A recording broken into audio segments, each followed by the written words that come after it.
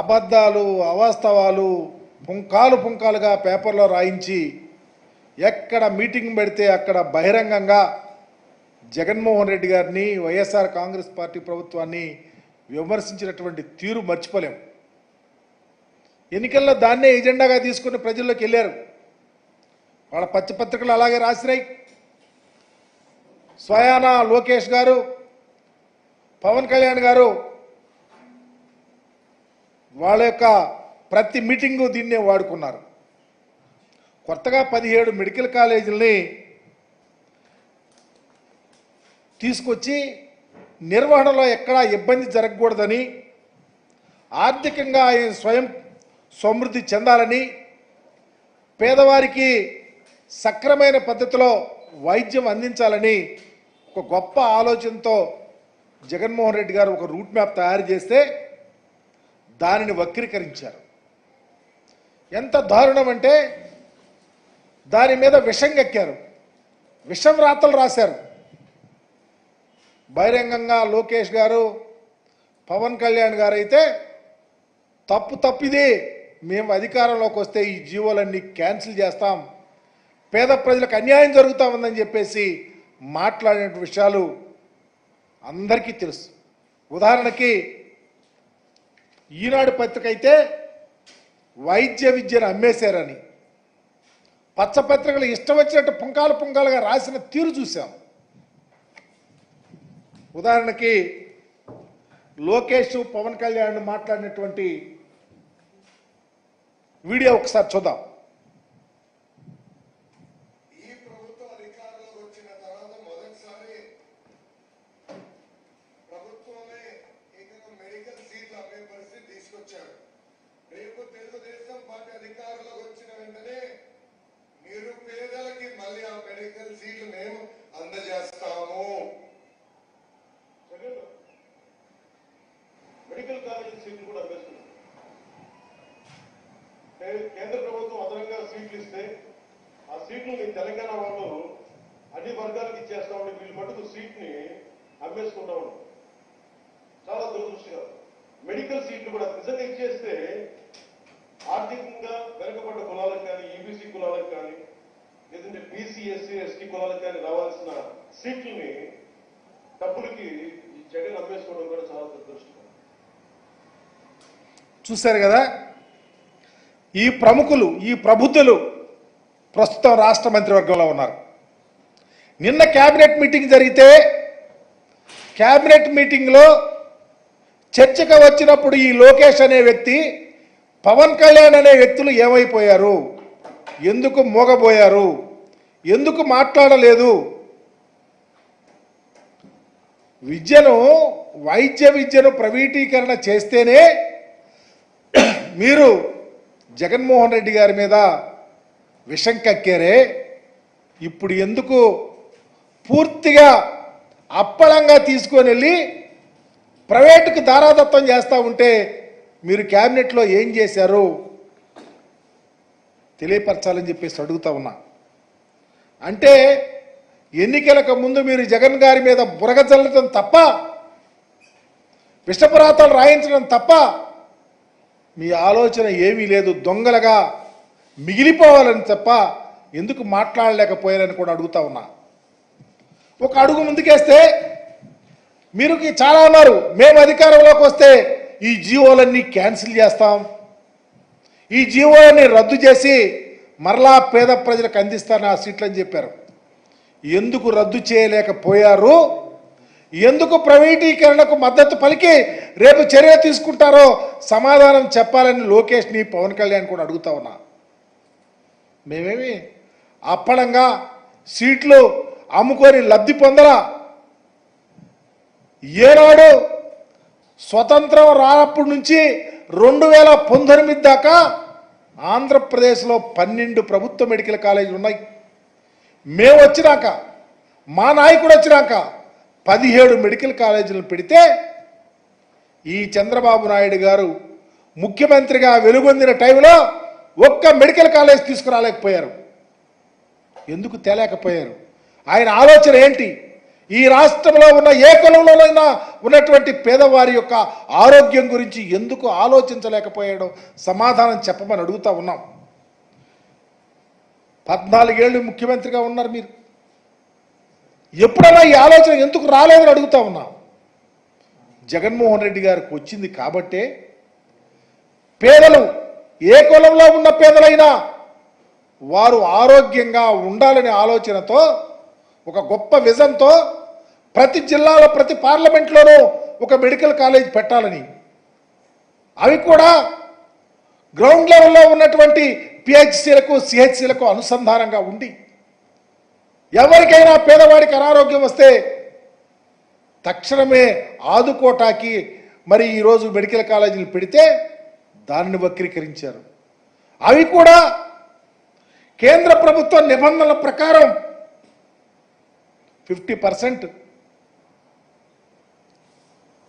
NRI quota కాకుండా NRI కోటాతో పాటు లేకపోతే మెడికల్ సీట్లు అనేది ఒక ప్రస్ఫుటంగా గొప్ప ఆలోచనతో ఇస్తే మీరేమో సీట్లు అమ్ముకున్నారండి. ఆ సీట్లు వచ్చిన డబ్బులు ప్రభుత్వమే మెయింటైన్ చేసి ఈ కాలేజీల డెవలప్మెంట్ కోసం, ఈ కాలేజీల అభ్యున్నతి కోసం, ఈ కాలేజీల ఎక్విప్మెంట్ కోసం వెచ్చించటానికి ఆలోచించిందే తప్ప మీకులాగా పూర్తిగా ప్రైవేట్గా గుజరాత్ మోడల్లో ఎంక్వైరీ చేయమంటున్నారు. నారాయణకో ఇంకోళ్ళకో ఇచ్చుకొని అప్పడంగా కాజేయాలన్న ఆలోచన ఎక్కడా లేదు సుమి. ఈరోజు ఈ రాష్ట్రంలో 2023-24 సంబంధించి 5 కాలేజీలు విజయనగరం కానీ, మచిలీపట్నం కానీ, రాజమండ్రి కానీ, ఏలూరు కానీ, నంద్యాల కానీ కాలేజీల్లో దరిదాపు 750 సీట్లు పెరిగినాయి. దీనివల్ల ఈ రాష్ట్రంలో ఉన్న పేద ప్రజలకు ఉపయోగం కాదా? ఈ రాష్ట్రంలో వైద్య విద్య చదువుకోవటానికి అవకాశాలు కాదా? చంద్రబాబు నాయుడు గారు ఎందుకు చేయలేకపోయారు అడుగుతా ఉన్నాం. అదే కాకుండా జగన్మోహన్ రెడ్డి గారు హయాంలో రాష్ట్రంలో కొత్తగా కట్టిన కాలేజీలకు ప్రతి కాలేజీ డెవలప్ చేసి ఆ ప్రాంత ప్రజలకు ఉపయోగపడే విధంగా చేయాలన్న గొప్ప ఆలోచన. మీరెందుకు ఆలోచించటం లేదు? జగన్ గారు అధికారంలో ఉండుంటే రెండవ దశ కూడా ఫస్ట్ ఫేజ్లో 5 కాలేజీలు, రెండవ దశలో ఉన్నటువంటి 2024-25కి సంబంధించి పాడేరు కానీ, మార్కాపురం కానీ, మదనపల్లి కానీ, పులివెందుల కానీ, ఆదోని కూడా దర్దాపు కంప్లీట్ చేసి అడ్మిషన్ చేయాలన్న గొప్ప ఆలోచన. ఈరోజు అవన్నీ ఆగిపోయినాయి. వాటి మీద మీరు ఆలోచిస్తలా, వాటి మీద మీరు మాట్లాడటలా. నేను డిమాండ్ చేస్తా ఉన్నా, 17 కాలేజీలను కంప్లీట్ చేసి అడ్మిషన్స్ ఈ రాష్ట్రంలో ఉన్న చదువుకునే పిల్లలకు అవకాశం కల్పించండి. తద్వారా వైద్యాన్ని అందరికీ వ్యాప్తి చెందే విధంగా చేయమని డిమాండ్ చేస్తా ఉన్నా. మరొక విషయం, మీరు ఈ 17 కాలేజీలు కంప్లీట్ చేయడానికి ప్రైవేట్ వారికి అప్పగిస్తున్నారే, ఈ అమౌంట్స్ అన్ని ధారాదత్తం చేయడానికి మీరు తీసుకున్నటువంటి నిర్ణయం పూర్తిగా ప్రైవేట్ పరం చేస్తే పేదవారికి అవకాశాలు ఉండవు. మీరు ఖచ్చితంగా వైఎస్ఆర్ కాంగ్రెస్ పార్టీ దీన్ని వ్యతిరేకిస్తుంది. మీలాగా మోసాలు చేయాలని లేదు. ఈ రాష్ట్రంలో వైద్య విద్య సక్రమంగా పేదవారికి అందే విధంగా చూడాల్సిన బాధ్యత మా మీద ఉంది. మీరు గుడ్డి నిర్ణయాలు తీసుకొని ఇష్టం వచ్చినట్టు ప్రైవేట్ వాళ్ళకి అప్పగిస్తే వైఎస్ఆర్ కాంగ్రెస్ పార్టీ కళ్ళు లేని కబోజులు మాత్రం కాదు. ఉద్యమాలు చేయటానికి సిద్ధంగా ఉంటాం, పేద ప్రజలకు అండగా ఉండటానికి సిద్ధంగా ఉంటాం. ఒక్క విషయాన్ని ప్రస్ఫుటంగా ఆలోచించాలా, ఈ రాష్ట్రంలో మీరు కానీ ప్రైవేటు పరం చేస్తారని చేస్తే ముందు సమాధానం చెప్పాల్సింది లోకేష్, తెలుగుదేశం పార్టీ, పవన్ కళ్యాణ్. మీరు ఎన్నికలప్పుడు మాట్లాడిన ప్రతి అంశం మీద క్లారిఫికేషన్ ఇవ్వాల్సిన బాధ్యత మీ మీద అని కూడా తెలియపరుస్తా ఉన్నా. అదే కాకుండా ఈరోజు ఈ రాష్ట్రంలో వైద్య విద్య విషయంలో చంద్రబాబు తప్పిదాలు చేయటానికి సిద్ధంగా ఉన్నాడు. మీరు క్యాబినెట్లో తీసుకున్న నిర్ణయం సరి అయినది కాదు అని కూడా మేము తెలియపరుస్తా ఉన్నాం.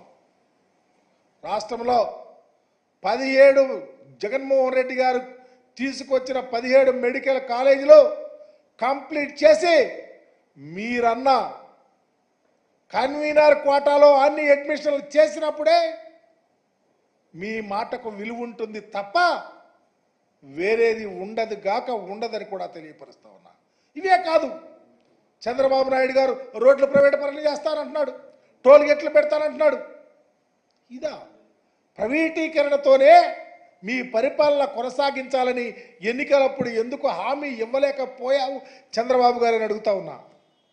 ఎంత దారుణం అంటే నా కృష్ణా బ్యారేజ్ మీదకి వెళ్ళాడు, నీళ్ళు వెళ్ళిపోతాయి, అబ్బా ఎంత ఆనందం వేసింది అంటా ఉన్నావు.